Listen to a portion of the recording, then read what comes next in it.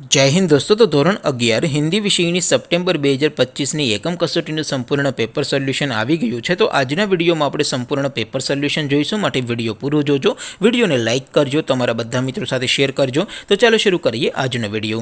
દોસ્તો ધોરણ 11 હિન્દી વિષયની સપ્ટેમ્બર 2025ની એકમ કસોટીનું સંપૂર્ણ પેપર સોલ્યુશન પીડીએફ ફોર્મેટમાં ડાઉનલોડ કરવા માટેની લિંક આ વિડીયોના ડિસ્ક્રિપ્શનમાં આપેલી છે। તેના પર ક્લિક કરીને તમે ક્વેશ્ચન પેપરની અને તેના સંપૂર્ણ પેપર સોલ્યુશનની એમ બંને પીડીએફ ने સૌથી પહેલા ડાઉનલોડ કરી શકો છો। અથવા તો દોસ્તો પેપર સોલ્યુશનની પીડીએફ ડાઉનલોડ કરવા માટે તમારે ગૂગલ ઉપર સર્ચ કરવાનું છે www.mygkguru.in। આ વેબસાઇટ તમે સર્ચ કરશો એટલે જે પહેલી લિંક આવશે એના ઉપર તમારે ક્લિક કરવાનું છે।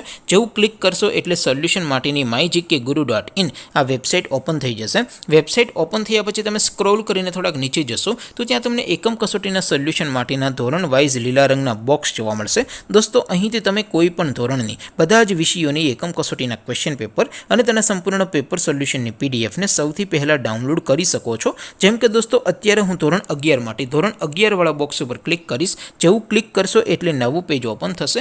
નવું પેજ ઓપન થાય એમાં તમે સ્ક્રોલ કરીને થોડાક નીચે જશો તો ત્યાં તમને STD 11 commerce and arts paper solution 2025નું એક બોક્સ જોવા મળશે, જેમાં દોસ્તો નીચે લખેલું છે STD 11 હિન્દી પેપર। તેની સામે ડાઉનલોડ બટન છે, તો એ ડાઉનલોડ ઉપર ક્લિક કરશો તો ધોરણ 11 હિન્દી વિષયની એકમ કસોટીનું ક્વેશ્ચન પેપર પીડીએફ ફોર્મેટમાં ડાઉનલોડ થઈ જશે। તેની નીચે લખેલું છે STD 11 હિન્દી સોલ્યુશન, તેની સામે પણ ડાઉનલોડ બટન છે, તો એ ડાઉનલોડ ઉપર ક્લિક કરશો તો ધોરણ 11 હિન્દી વિષયની એકમ કસોટીનું સંપૂર્ણ પેપર સોલ્યુશન પીડીએફ ફોર્મેટમાં ડાઉનલોડ થઈ જશે। તો દોસ્તો આવી રીતે તમે ધોરણ 11ના બધા વિષયોની એકમ કસોટીના ક્વેશ્ચન પેપર અને તેના સંપૂર્ણ પેપર સોલ્યુશનની પીડીએફને www.mygkguru.in આ વેબસાઇટ પરથી ડાઉનલોડ કરી શકો છો। તેમ છતાં કોઈ ક્વેરી હોય, કોઈ પ્રશ્ન ન સમજાતો હોય તો નીચે કોમેન્ટ કરીને પૂછી શકો છો। અધરવાઇઝ આપણે નવા વિડીયોમાં મળીશું, ત્યાં સુધી રજા આપો। આવજો દોસ્તો, જય હિન્દ, વંદે માતરમ।